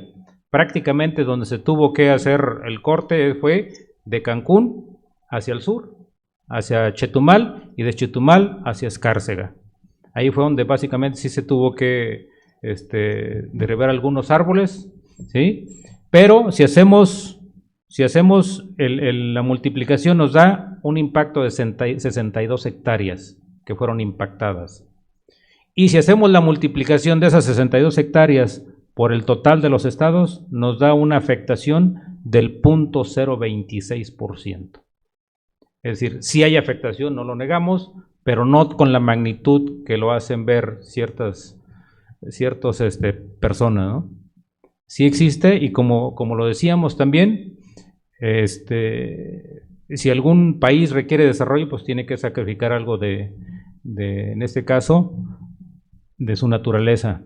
Pero ¿qué estamos buscando también? Una certificación, es decir, que no lo digamos nosotros, sino que venga alguien que nos diga y que nos certifique si realmente estamos cumpliendo con esas normas ecológicas y que nos den esa certificación. Y ESG son unas siglas en inglés que es lo del ecosistema, la seguridad y la gobernanza. Entonces estamos buscando esa certificación con esta empresa. La que sigue. El rescate ambiental. Aquí también es otro punto bien importante. ¿Por qué el rescate ambiental? Aquí se hicieron todas las manifestaciones de impacto ambiental de todos los 1.554 kilómetros. Están aprobadas estas manifestaciones. Ya se sometieron y fueron aprobadas. ¿Qué nos toca a nosotros? Aquí se dividió en dos partes, en el periodo de obra y en el periodo de operación. Ahorita los consorcios están cumpliendo con las normas que les establecen estas MIAs, y nosotros en la cuestión de la administración y operación tenemos que cumplir. ¿Para qué? Para que vean que la reforestación realmente se lleve a cabo como está previsto, que los pasos de fauna realmente funcionen, que los pasos vehiculares, que la contaminación esa que estoy diciendo yo, a ver si es cierto, que no contamine el tren, entonces se va a estar evaluando constantemente. Entonces tenemos presupuesto para estar haciendo estas evaluaciones para cumplir con estas MIAs. Igual con los ETJs, pero también hemos hecho actividades de mitigación, como cuáles, la reforestación, la creación del Parque del Jaguar ahí en Tulum y la construcción ahí de pasos de fauna. Como se dan cuenta, ahí están viendo ustedes los números, y la ampliación ahí de las reservas naturales tanto de Calamú como de Nuevo Uxmal. ¿Qué es lo que hemos encontrado? ¿Qué es lo que ha encontrado el INAH a lo largo de toda esta obra? Ahí están 53.385 bienes, ¿sí? Es decir, como poblaciones, como que hubo algún asentamiento, es lo que han encontrado. En fragmentos de cerámica, 1.097.000 de fragmentos. Rasgos naturales o cuevas, 1.340. Nomás para darles un ejemplo, ahí encontramos una elevación, estaba una torre de CFE, y sucede que era una ciudad. Entonces tuvieron que quitarla y cambiar inclusive el derecho de vía para salvar esas ciudades o esos basamentos arqueológicos. Entonces, prácticamente se contrató a todos los arqueólogos del país para que fueran. ¿Cuál fue el procedimiento que se utilizó? Se define el derecho de vía, va el arqueólogo, hace su estudio, hace su levantamiento, y una vez que él dice adelante es cuando pueden entrar los ingenieros. Mientras no pueden entrar hasta que no sea liberado por el INAH. Entonces, por eso se han encontrado todos estos vestigios arqueológicos. Y se están haciendo varios museos a lo largo de toda la ruta. Todo lo que se ha encontrado se va a poner a disposición ahí, inclusive en las mismas estaciones. La siguiente, por favor. Aquí están las nuevas áreas naturales protegidas que se tienen en toda la península. ¿Sí? Tenemos ahí Nuevo Uxmal, ahí está la cantidad de hectáreas. Tenemos ahí en el Parque del Jaguar. Tenemos aquí también Calakmul, ¿sí? Todas las zonas arqueológicas las áreas naturales protegidas que se están preservando, y esas las va a administrar la Secretaría de la Defensa Nacional. Todos esos parques van a quedar a cargo de nosotros y custodiados por la Guardia Nacional también. Igual que el tren, estas áreas van a ser custodiadas por personal de la Guardia Nacional. La siguiente, por favor. ¿Qué es lo que estamos haciendo para entrar en operaciones? Ahí ya no es el 1 de diciembre, lo recorrimos al 15 de diciembre. Vamos a iniciar operaciones, dice ahí, un modo degradado. ¿Qué quiere decir un modo degradado? Como todavía no está concluido al 100%, vamos a iniciar operaciones con los trenes sin un sistema ferroviario, es decir, de manera manual. En lugar de ir a 160 kilómetros por hora, los trenes van a ir de 100 a 120 kilómetros por hora. Y con poquitos trenes, como les dije, con 4 trenes. 2 salen de Cancún y 2 salen de Campeche y se cruzan y van a llegar a su destino. Así es como vamos a iniciar, por eso ahí de manera degradada. El primer tren nos lo entregaron en julio. El primer tren tiene que recorrer 15,000 kilómetros.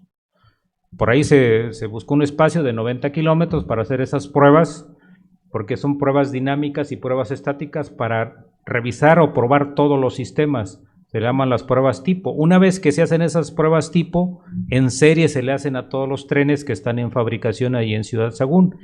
Y ya el segundo tren, al tren 42, únicamente recorrerán 1,000 kilómetros, ya no los 15,000 kilómetros como los va a recorrer el primero.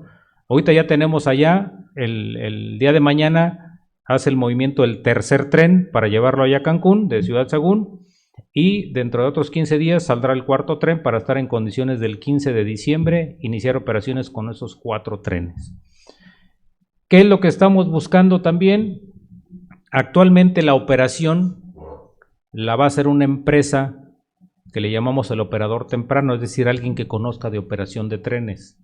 Ellos nos van a enseñar, hicimos un contrato con una empresa española que se llama Renfe, que se va a encargar de operar, nos va a enseñar cómo operar esos trenes, y una vez pasado un par de años, tomamos el control nosotros de esos trenes para que quede a cargo de la Secretaría de la Defensa Nacional. Ya mandamos nosotros maquinistas a España por capacitación de 6 meses, 2 en México y 4 en España. Ellos ya operaron trenes de alta velocidad a 300 kilómetros por hora y son los que están ahorita conduciendo nuestros trenes que están ahorita en periodo de pruebas. Inclusive donde ha ido el señor presidente a hacer los recorridos, han sido personal militar los que han estado manejando esos trenes.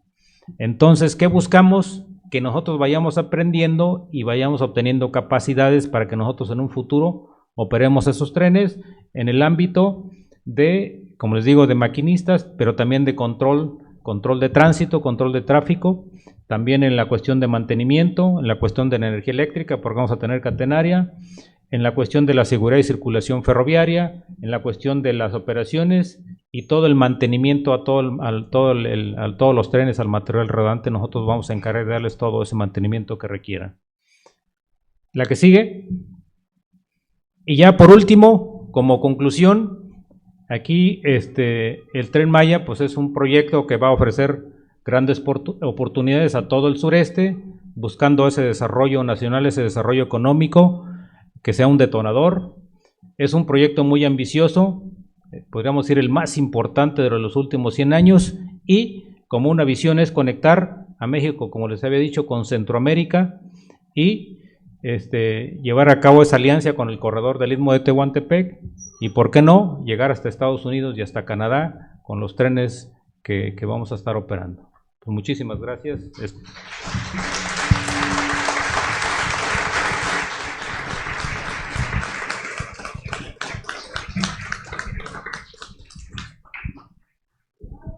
Muchas gracias al general Pablo Anguiano.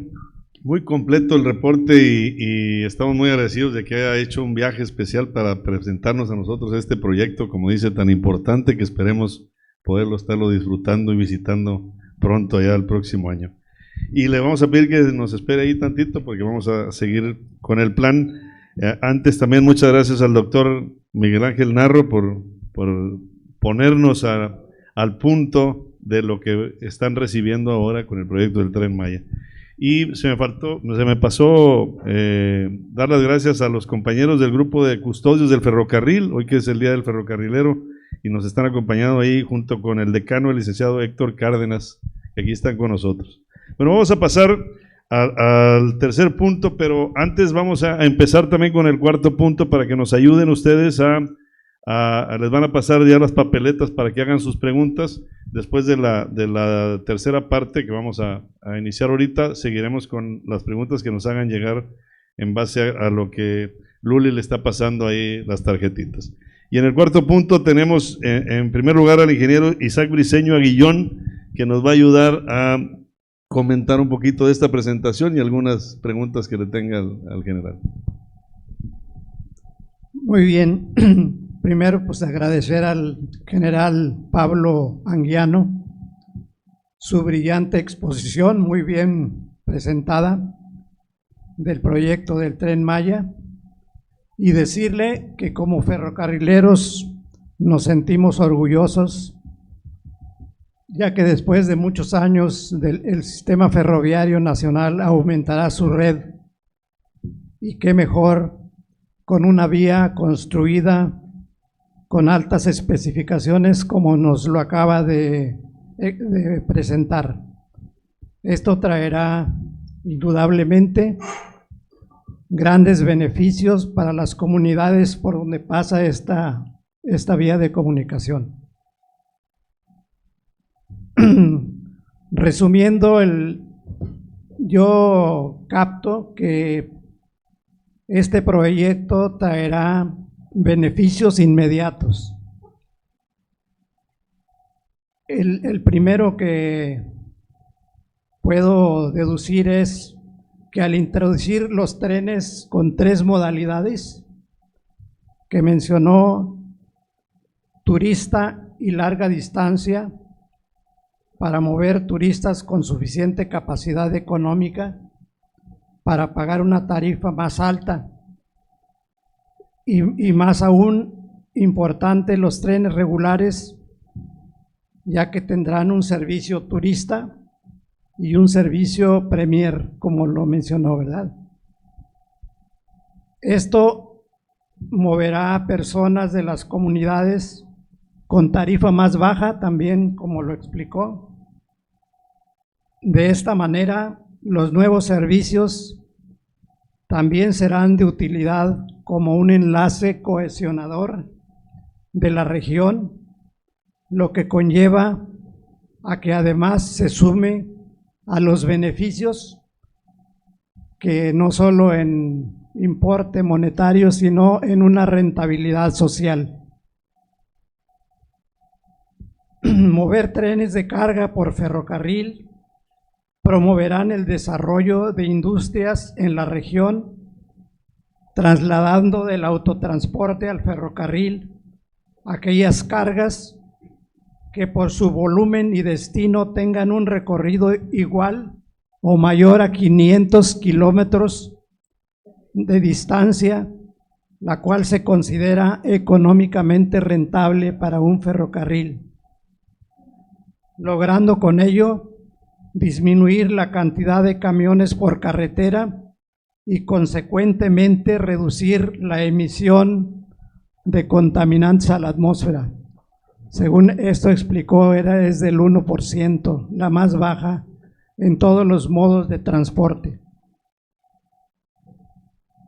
Aunque ya quedó despejado esta inquietud mía, y que ya usted respondió de que ese tramo quedará a cargo de la CEMAR, pienso que sería deseable que junto con la rehabilitación del tramo Coatzacoalcos-Palenque sea posible la construcción del ramal Estación Roberto Ayala a la nueva refinería Dos Bocas en Paraíso, Tabasco, el cual tiene un desarrollo aproximado de 108 kilómetros, con el fin de transportar los productos petrolíferos de esta importante industria que está en vías de prueba. Con el establecimiento de estaciones y hoteles, pienso que se generarán oportunidades de empleo para los habitantes de la región y esto mejorará la economía de las familias. Además, promoverá el desarrollo turístico e inmobiliario en torno al paso del ferrocarril, como ha ocurrido a través de la historia. Me queda la inquietud de saber en cuánto tiempo piensan ir recuperando las concesiones, a qué plazo. Los 10 patios que mencionó, ahí mi pregunta es si dejaron reserva territorial para ampliación.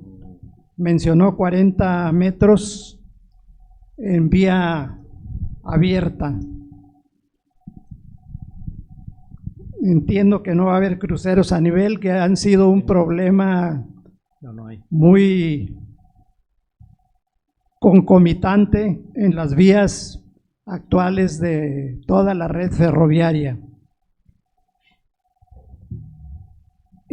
También qué capacidad tendrían los laderos y si ya terminaron el puente de Boca del Cerro para cruzar el río Usumacinta. Eso es en general los comentarios y preguntas que haría. Bien. Primero lo de Boca del Cerro, ahora sí que se los voy a ir ahí como me vaya acordando. Boca del Cerro está prevista que se concluya el 10 de diciembre. Sin embargo, si yo inicio operaciones el día 15, voy a dar un periodo de pruebas, por lo tanto, por eso ese tramo nada más hasta San Francisco de Campeche, hasta Cancún, y unos 10, 15 días más que se hagan todas las pruebas al puente Boca del Cerro. Entonces ya ampliaremos la vía férrea hasta Palenque, o el servicio hasta Palenque.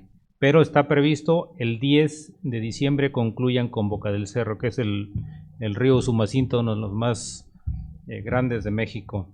Los laderos ahorita, como no estaba prevista la carga, los laderos están hechos son de 1,5 kilómetros. Nosotros estamos buscando que se dupliquen, que sean por lo menos de 3 kilómetros para tener trenes con mayor capacidad. Ahorita son de 1,5 kilómetros, por lo tanto nuestros trenes pues serán a lo mejor de menores carros, ¿no? O sea, ahorita para iniciar, pero en un futuro sí pretendemos ampliar esos laderos. El otro fue la del tiempo, me pidió el tiempo de... Las concesiones. Recuperar las concesiones. Las concesiones.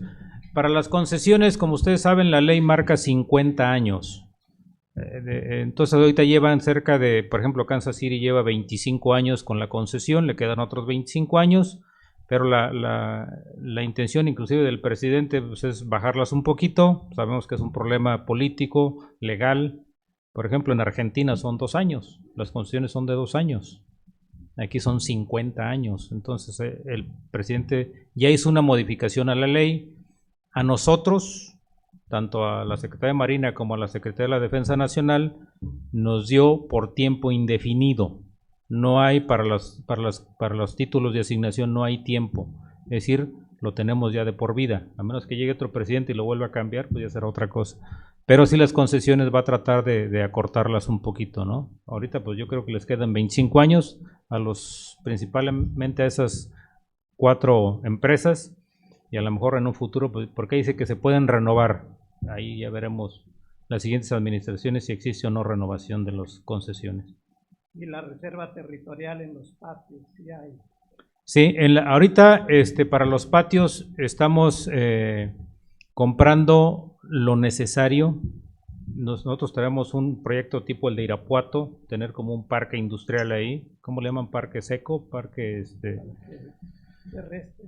Así es, un parque seco ahí como el que tienen en Irapuato, para tener ahí todo el tipo de almacenamiento, tanto redes frías, todo ahí grandísimo. Ese ya tenemos las hectáreas, ya tenemos el espacio, ya hicimos la adquisición, pero ahorita de entrada vamos a iniciar con un pequeño desarrollo, con lo básico para iniciar operaciones, pero ya contamos con todo el terreno. Inclusive se pretende en un futuro que ahí en Punta Venado, ahí donde estaba Cálica, estaban haciendo ahí ciertos daños al ecosistema, al ambiente.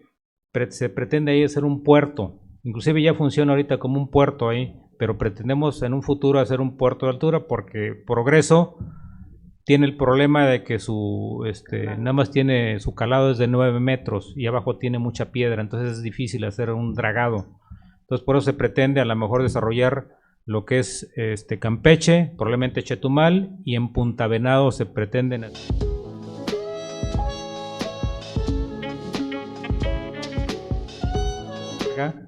por esos puertos. Muchas gracias al ingeniero Isaac Briceño, que dentro de sus 42 años como ferrocarrilero estuvo también en esa zona trabajando, ¿verdad? Un tiempo por ahí. Gracias.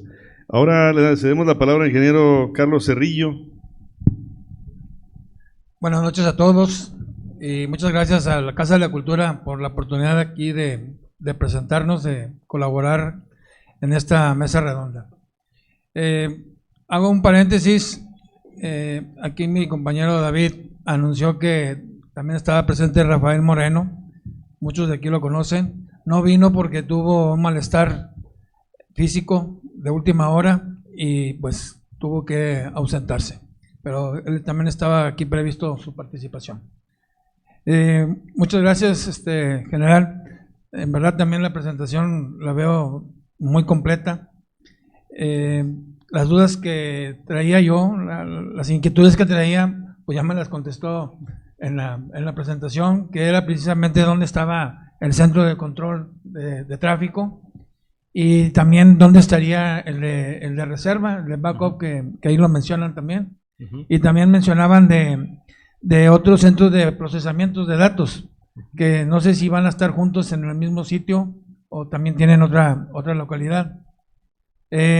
También traigo la inquietud de que si todos los 7 tramos van a estar con su medio de comunicación mediante fibra, o va a haber estructura de torres dentro del derecho o fuera del derecho de vía para la transmisión de datos y de voz para el control de tráfico de trenes. Precisamente también la tecnología que tienen para la radiocomunicación, traía la duda, pero ya lo comentó aquí, que es Tetra, ¿verdad? Que también es una comunicación pues también muy confiable, y el SCADA, que es parte también de la logística de control, ¿verdad? Esas son las preguntas básicas que traía yo. Muchas gracias, Carlos. Bueno, como les comenté, el puesto de control central lo vamos a tener en Cancún. Ahí va a estar el cerebro de las operaciones del tren, con su respaldo en Mérida. Ahí tenemos, ahí inclusive van a estar las oficinas del director general, ahí en Mérida, por la salida a Puerto Progreso. De centro de procesamiento de datos, aquí también comentarles, tenemos dos centros. El primero, lo que es ferroviario. Todo lo que es ferroviario está distribuido en toda bueno, en el puesto de control central y en los zonales. Ahí está todo el cerebro, ahí está concentrado. Tenemos todas las casetas técnicas prácticamente distribuidas en toda a lo largo de la vía. Ahí están, ahí es donde se va a tener el control. Tenemos los UPS, cerca de 450 UPS que van a respaldar por si se va la energía. Esos garantizan que la operación por lo menos son 2 horas para que siga y llegue a su destino final el tren, sobre todo donde es eléctrico, ¿no? Y eso es lo ferroviario. Lo no ferroviario también tenemos previsto ahí en Mérida y en los principales edificios en Cancún, Chetumal y Palenque, tener un respaldo de todo lo que no va a ser ferroviario, es decir, el GRP para todo lo administrativo, todo lo cuestión financiera, contable, presupuestal, control de inventario. Todo eso ya tenemos un sistema también que nos va a ayudar a llevar el control. En España tienen un sistema, un sistema que se encarga de operar todo el tren, de llevar todo ese control ferroviario. Ese sistema también lo estamos adquiriendo para llevar la disponibilidad de tripulaciones, disponibilidad de trenes, cuántos están en mantenimiento. Entonces llevar ese seguimiento, eso también, por eso todo eso es ferroviario. Entonces tenemos esos dos, lo ferroviario y lo no ferroviario, para la cuestión tecnológica. Me comentaba usted de la fibra óptica. La fibra óptica tenemos en todo el sistema de vías tenemos un tubo que son prácticamente seis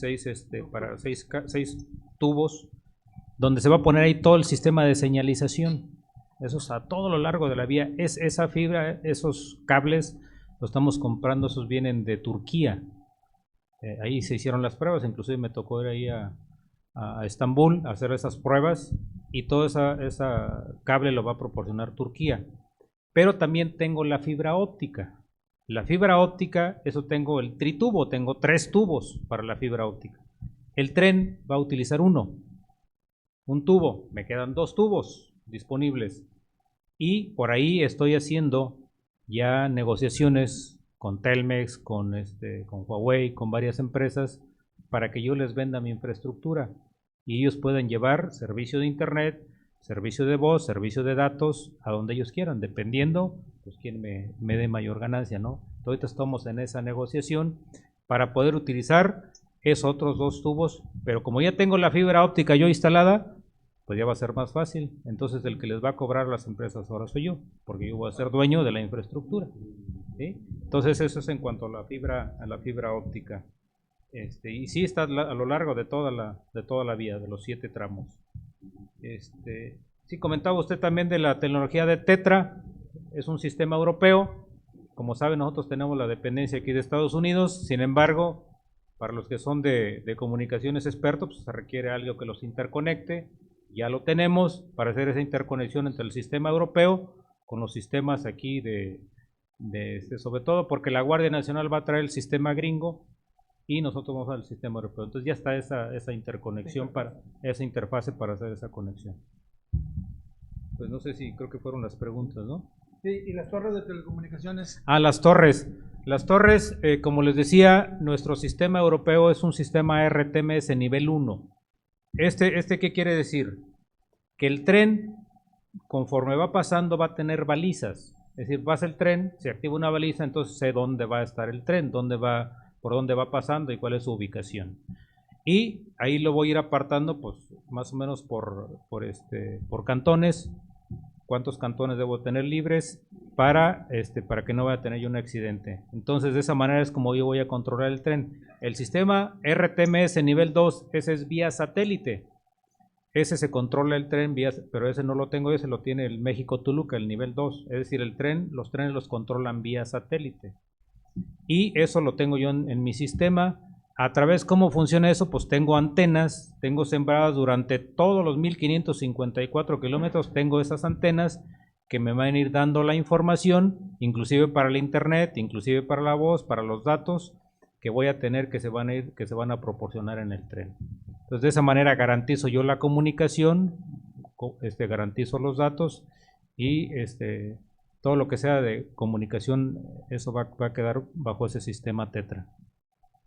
Cometí una pregunta más. ¿Sí? ¿No van a utilizar los sistemas de videovigilancia, ya que toda la vía va a estar confinada? No sé si vayan a estar cubiertos. Sí, ahí para la videovigilancia estamos adquiriendo un sistema anti-intrusión con circuito cerrado de televisión. ¿Qué quiere decir esto? Como es una vía confinada, entonces voy a poner sensores, como es una malla venadera más o menos, esa malla va a estar con un sistema anti-intrusión, es decir, alguien quiera, un animal o alguna persona intencionalmente quiera cruzar, se va a ser detectada por el sistema y va a haber una cámara de videovigilancia, no en los 1554 kilómetros. En cada estación, 2 kilómetros a la derecha y 2 kilómetros a la izquierda, es donde voy a tener ese sistema anti-intrusión, sobre todo en las principales poblaciones. Y a lo largo de la vía, pues allá tendré a lo mejor el sistema, como les decía, malla venadera, pero ya vigilada por personal de la Guardia Nacional. Sí, porque si no me saldría muy caro el sistema anti-intrusión con un circuito cerrado de televisión. Eso sí lo tengo y sí lo vamos a implementar para el tren. Muy bien, pues muchas gracias al ingeniero Carlos Cerrillo y le damos la palabra al doctor Juan Carlos Tolentino. Muy buenas noches, yo aquí soy el que menos sabe de ferrocarriles, porque yo soy abogado y soy historiador. Bueno, aquí el maestro de Isla, que es el director, dice que también él tampoco sabe. Ya somos dos. Estamos aprendiendo muchísimo de ustedes. Estamos muy contentos de estar aquí en la Casa de la Cultura, que nos sentimos parte de esta casa porque hace 50 años participó la Sociedad de Historia, Geografía y Estadística de Nuevo León en la remodelación y la reestructuración de la Estación del Golfo para convertirlo en lo que es ahorita la Casa de la Cultura, y acabamos de celebrar el 50 aniversario. Aquí la Sociedad de Historia pues agradece la presencia del general Anguiano para que nos explique, ya nos explicó a detalle lo que es el Tren Maya, lo que va a significar para el progreso del sureste, que como se reconoce a nivel histórico, pues siempre ha estado relegado, al menos durante muchos años, a diferencia de otras regiones del país. También reconocer a los expertos que están acá a mi derecha, que son jubilados de ferrocarriles y que conocen bastante. Entonces, pues como les digo, a nosotros como historiadores pues nos corresponde historiografiar lo que está pasando, y esto es algo ya que estamos haciendo historia. El ferrocarril del sureste, yo siento que el Tren Maya va a traer progreso, desarrollo, bienestar, calidad de vida y una gran oportunidad a los que nos gusta mucho la historia, la arqueología, de conocer lugares que difícilmente podemos accesar por carretera, o que cuando vamos es muy complicado llegar hasta ahí por por lo mismo, de lo complicado. Entonces con este tren, pues aparte de que se va a traer muchísimo turismo y divisas y desarrollo, pues también nos va a permitir a nosotros estudiar mejor a nuestras antiguas civilizaciones originarias, ¿verdad? Como se dice, los pueblos originarios de este país. Yo no tengo ninguna pregunta en general. Yo nada más lo que quiero es agradecerles a todos ustedes, felicitar a los ferrocarrileros de su día. Hoy, 7 de noviembre. En días próximos vamos a tener aquí una mesa de unas conferencias de la Sociedad de Historia. Van a venir dos doctores, el doctor Juan Jacobo Castillo y el doctor Velarde, y van a hablar sobre el ferrocarril antes del golpe de estado del 13 en Monterrey y el ferrocarril después del golpe de estado del 13 en Monterrey, exclusivamente en Nuevo León, Monterrey, Nuevo León. El papel del ferrocarril en las dos etapas pre y post al famoso llamado cuartelazo. Están ustedes cordialmente invitados. Recordemos que la revolución se hizo sobre las rieles del ferrocarril, como decía el general, y mientras unos volaban unas, otros estaban componiéndolas. El primer vagón escuela, el primer vagón hospital, pues lo hizo un general muy famoso, el general Villa, que nosotros estamos celebrando su aniversario, y para eso publicamos esta revista, que es semestral. Pancho Villa se llama, es un trabajo de la Sociedad de Historia, Geografía y Estadística, donde se escribe sobre el general Villa en su aniversario. Esta revista se edita cada 6 meses, desde 1942. O sea, nada más tenemos 81 años, 81 años editándola.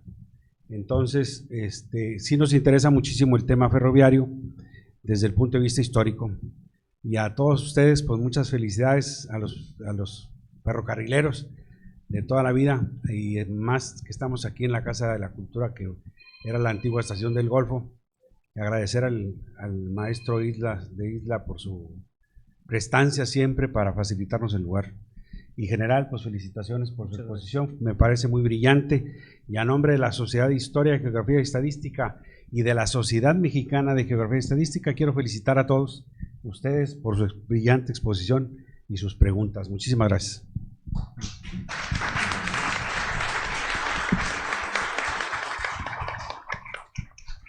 Muchas gracias al doctor Tolentino, y ahí terminamos la tercera etapa de ya mero acabamos, nos faltan 2 más. La penúltima etapa son las preguntas que ustedes nos hicieron llegar, y la última va a ser el refrigerio, entonces ya nos apaciguamos tantito. Ahí vamos. Primera pregunta, ¿el Tren Maya solo circunda la península? ¿Hay alguna para el centro de la península a futuro? Bueno, por el momento no, por el momento no hay ningún proyecto. Por ahí varias iniciativas de algunos diputados de hacer este desarrollo en varias partes del país. Sin embargo, pues son iniciativas, pero así proyectos ya con formales. Bueno, ustedes recordarán el de Ciudad de México a Querétaro, sin embargo ese pues quedó pendiente. Entonces, por el momento, ahora sí que no tenemos ninguno para el resto del país, pero sí hay varias iniciativas. Mencionó que hay varios estados de México que son proveedores del proyecto, y mencionó que Nuevo León es uno de ellos. ¿Qué es lo que estamos surtiendo acá de Nuevo León? ¿Qué será? Todo lo metálico, todo el fierro, el hierro, no sé cómo se le conozca ahí. Por ahí en la mañanera que fue de ayer, esta Maite Ramos, la de Alstom, ahí mencionó cuáles son los estados y principalmente qué están surtiendo cada uno de ellos. Les digo, no lo tengo aquí así a detalle, pero ahí viene, ella explica los 16 rubros, textil, todos los puntos que está cada estado está apoyando para la fabricación del Tren Maya. Yo les pediría ahí que vean la mañanera del día de ayer, y ahí explica a detalle esta Maite Ramos. Muy bien. El diésel que usará este tren no puede ser refinado en México. Mencionó que era refinado en Deer Park. En Deer Park, en la refinería que tiene México, bueno, que es dueño de México ahí en Texas. Entonces, ahí es donde se está refinando ese diésel. Sin embargo, en Dos Bocas, ahí se va a hacer este diésel también. Es decir, ahorita inicialmente se trajo allá, pero ya Dos Bocas va a producir este diésel ultra refinado también. O sea, ya está previsto y ya están iniciando también en la producción de este diésel. Es que propone un reconocimiento ecológico para darle un premio al excelente proyecto. Mencionó que estaba tratando de certificarse en esa... Sí, hay una certificación en proceso. También para que ustedes sepan, el año pasado en Alemania, el Tren Maya fue ahora sí que premiado como uno de los proyectos más importantes a nivel mundial, sobre todo por el diseño de los trenes. Ahí fue una premiación que le hicieron ahí al proyecto Tren Maya. Pero bueno, vamos a esperar qué dicen ahora sí que los que se encargan de certificar para ver si pasamos la prueba, ¿no? ¿En qué consisten los pasos para faunas y la vía confinada? Los pasos para fauna, como saben, es pura selva, la península es pura selva. Todo es plano, prácticamente no hay muchas elevaciones, son muy bajitas las elevaciones. Entonces ahí el jaguar, todos los animales conviven ahí en la selva. Entonces lo que se está haciendo es donde pasa la vía del confinamiento, es decir, una cerca, como les decía, son 4 cercas del confinamiento. El derecho de vía, que son 40 metros, donde está la vía es otro confinamiento de 2 cercas, es decir, donde viene el terraplén, ahí va a estar la otra vía. Entonces, para que pasen los animales, se hicieron, ahora sí que pasos subterráneos y pasos elevados, para que pasen los animales. Ya ahora sí que los especialistas, los ambientalistas, los ecológicos, hicieron estudios y determinaron dónde se requerían esos pasos de fauna. Entonces, tenemos cerca de 150 pasos de fauna en todos los 1554 kilómetros de vía. Y como les comenté, eso se va a estar analizando, se va a estar estudiando para ver si realmente sirven o no. Y si no, pues tendremos que hacer algunas adecuaciones para hacer nuevos pasos de fauna para garantizar que en este caso todos los animales estén en su hábitat natural. Entonces va a haber evaluaciones año con año. Nosotros traemos recursos para estar cumpliendo con esas obligaciones que nos establece Semarnat y Profepa para cumplir con esas, ahora sí que son programas de mejoramiento ambiental. Me recordó ahorita que decía el ingeniero Briceño que tenemos un problema en las vías actuales aquí en la zona porque hay pasos, ¿cómo le llama usted? Cruces, bueno, pases a nivel. De hecho hay muchas anécdotas ahí en los pueblos de que los niños salían de la escuela cuando pasaba el tren y mataba una cabra para que se la peleaban ahí entre los muchachos. ¿Sí? ¿Cómo conectar con Guatemala y el resto de Centroamérica si tienen vía angosta? Bueno, aquí el problema de las vías, recordemos qué hizo España, ¿no? Con el general Franco, con la guerra allá en Europa. Él modificó el ancho de la vía. Y actualmente, ustedes ven por ahí videos cómo es ese ancho de vía para poder pasar de Francia a España. Ahí se ve cómo tienen un sistema los trenes para modificar ese ancho de vía y el tren pueda circular de España a Francia.